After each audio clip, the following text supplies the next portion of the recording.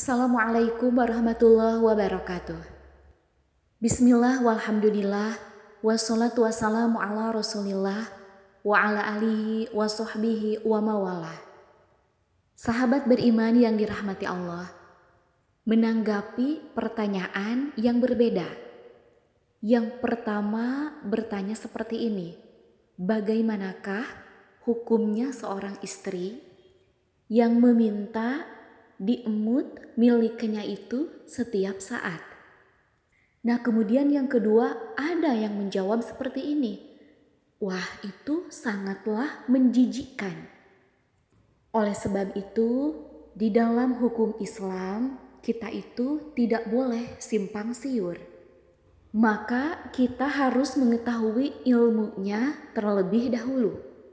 Kemudian kalau sudah mengetahui ilmunya, baru kita bisa berkomentar. Maka dari itu, mari kita mendengarkan, simak penjelasannya dari para ulama. Penjelasannya itu ada di dalam kitab Al-Mawsu'ah Al-Fiqhiyah. Wa qala al-Fananiyu minasyafi'iyati. Dan telah berkata oleh Syekh Al-Fanani dari mazhabnya Imam Syafi'i. Ini yang dimaksud Syekh Al-Fanani itu pengarang kitab Fathul Mu'in. Dikatakan begini, ya juzu boleh. Berarti ini boleh, tidak haram, tidak sunnah. Lizauji bagi sang suami. Kullu tamattu'in, oleh setiap senang-senang. Minha daripada istrinya.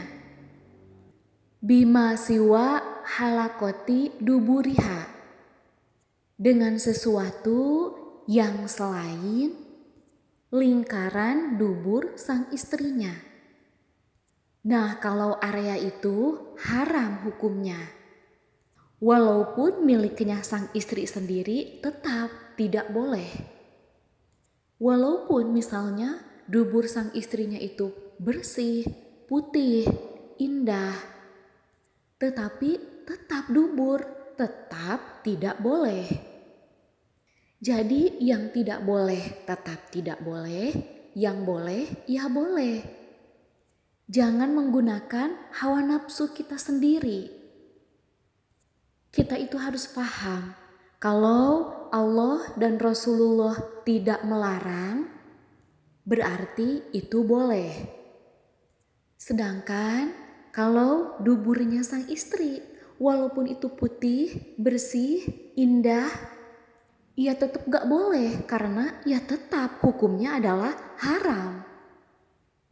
Akan tetapi kalau yang depan, miliknya sang istri yang depan, nah itu boleh. Walaupun misalnya sudah keluar pelumasnya, ya tidak apa-apa karena memang itu suci. Kalau di dalam bahasa Arab itu namanya rutobatul farji. Rutobatul farji itu suci, tidak najis. Kalau seandainya rutobatul farjinya wanita itu najis, nah bagaimana kalau nantinya tercampur menjadi anak, tercampur dengan anak? Masa anaknya pun najis? Kan tidak. Makanya rutobatul farji itu hukumnya tidak najis. Bahkan menurut Syekh Al-Fanani di dalam kitabnya Fathul Mu'in, walau bimasri badriha, walaupun dengan cara mengecup. Badriha albidernya sang istri. Nah, maka itu silahkan, boleh. Walaupun dikecup, dicium silahkan.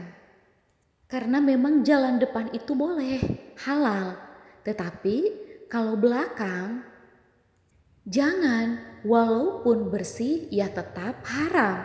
Walaupun putih, indah, tetap saja tidak boleh. Karena Allah menghukuminya haram.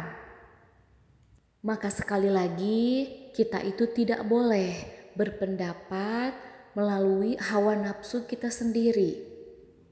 Kalau Allah Subhanahu wa Ta'ala dan Rasulullah tidak melarang, membolehkannya, ya silahkan, boleh. Walaupun mulut, lisannya itu sering dipakai berzikir, membaca Al-Quran, bersolawat, tetapi dipakai untuk mengecup miliknya sang istri, apakah boleh? Ya boleh, tetap silahkan boleh.